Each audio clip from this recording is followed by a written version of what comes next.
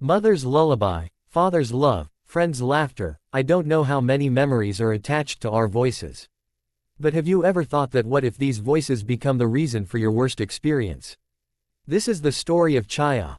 20-year-old Chaya was going to meet her uncle in Gorakhpur, her village from Kolkata after completing her B.Ed studies. That same year, she lost her parents in a car accident. Now apart from her uncle, there was no one left in her world and her family. Gorakhpur was a small village hidden in the corner of Bengal. When Chaya's train reached the village at 4 o'clock in the afternoon and she got down at Gorakhpur station, there was a strange chill in the air of Gorakhpur even in the scorching heat of May. Her uncle had come to pick her up at the station. As soon as he met Chaya, he did not say much and did not ask her anything. He just smiled a little, first waved his hand at Chaya's head and then picked up her bag and left for the car. Chaya, sitting in the car, was just looking out of the window. The fields, ponds, unpaved roads, everything was the same. Only one thing was different. Even in the evening, the streets were deserted. Neither were the children playing outside, nor were the women sitting under the trees and talking. She found this very strange. When she asked her uncle the reason for this, his uncle changed his mind. Chaya's uncle used to live in his ancestral cottage. A little out of the village, a cottage surrounded by thick peepal trees, from its roof you could see the pond of the village. As soon as she entered the cottage, Chaya's childhood memories became fresh. That night, Chaya ate in her room and fell asleep quickly due to fatigue. The next morning, she had to go to the village market with her uncle. It must have been 2 o'clock in the night. When Chaya's eyes suddenly opened, her bedsheet was on the floor. As soon as she bent down to pick up her bedsheet, she heard a voice from outside her room.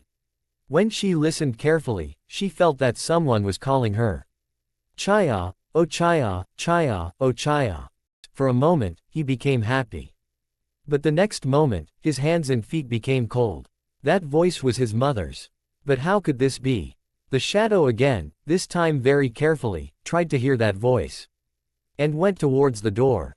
But he could not hear anything. Maybe he was still asleep. He thought that his mother's voice can only be heard in his dreams. Thinking this, the shadow went back to sleep. The next few nights were completely normal.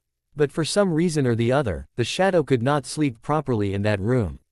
Every night, he hoped that he would hear that voice again. Even in his dreams. One such night, he could not sleep. Many times, after changing his clothes, he got up from his bed.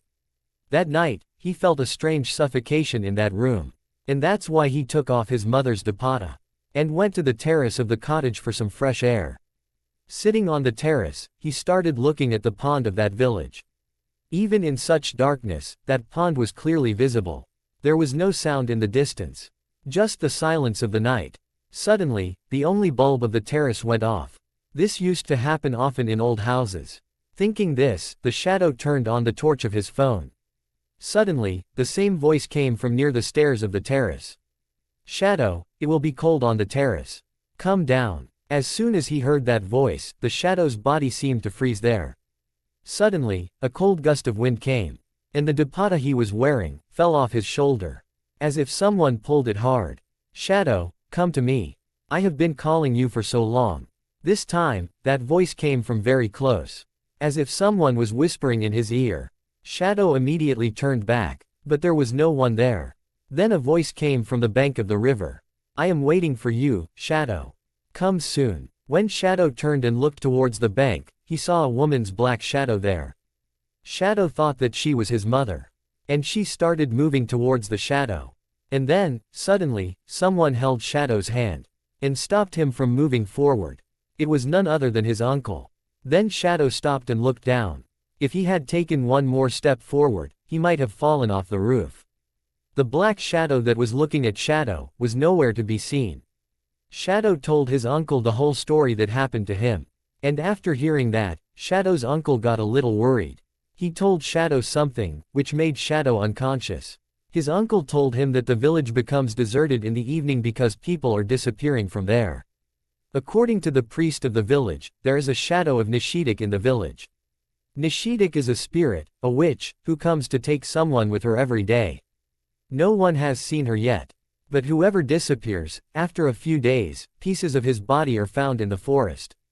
At first, everyone thought it was the work of an animal. But the villagers started hearing strange voices at night. As if someone they knew, someone close to them was calling out to them. And whoever goes back to that voice, he is never found alive again. His uncle warned him that if he hears any voice from now on, he should not go to him. Even if it is the voice of his parents.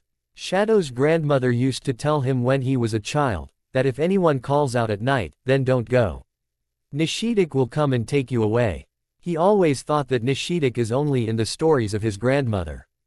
But after hearing his uncle's words, he was a little scared. The next day, Shadow's mind was not at home. He was getting a strange anxiety. Uncle tried to cheer him up a lot. But it did not work. After lunch, Shadow thought he would go for a walk in the pond. She knew that if she told Uncle, then he might not let her go out. So without telling anyone, she left the house and went towards the pond. When she reached there, some women were washing clothes in the pond. Shadow sat on the other side of the pond. She thought she would listen to songs for a while and then go home. So that Uncle does not get worried.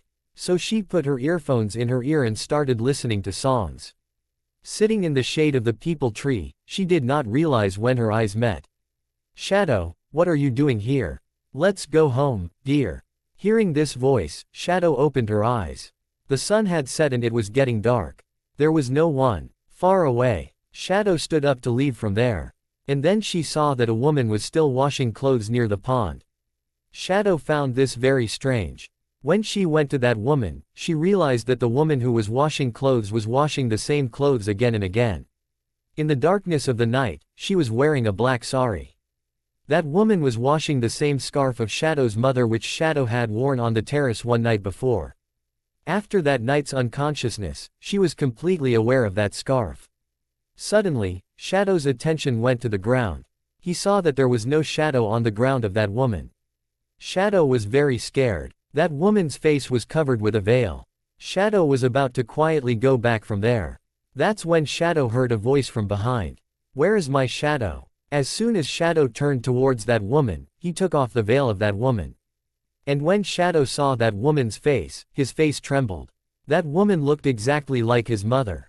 Shadow couldn't stop himself and went to hug that woman. And that's when he saw that the hair of that woman had started to scatter completely and her face was turning black. The eyes of that woman turned completely red. She took a terrible smile on her face. Shadow kept looking at her. Now Shadow realized that he had faced a dark shadow today. As soon as he saw that witch's face, Shadow screamed loudly. Hearing his scream, his uncle, who was looking for him, quickly ran towards the pond. But by the time he reached, it was too late. He didn't find anyone there. If he found anything, it was the same old scarf and Shadow's phone. To find Shadow, his uncle wandered all night. And when he came to the pond for the last time, he heard the lovely voice of Shadow from the forest. "Uncle, are you back?" Friends, if you like this story of Nishi Dak, then subscribe to our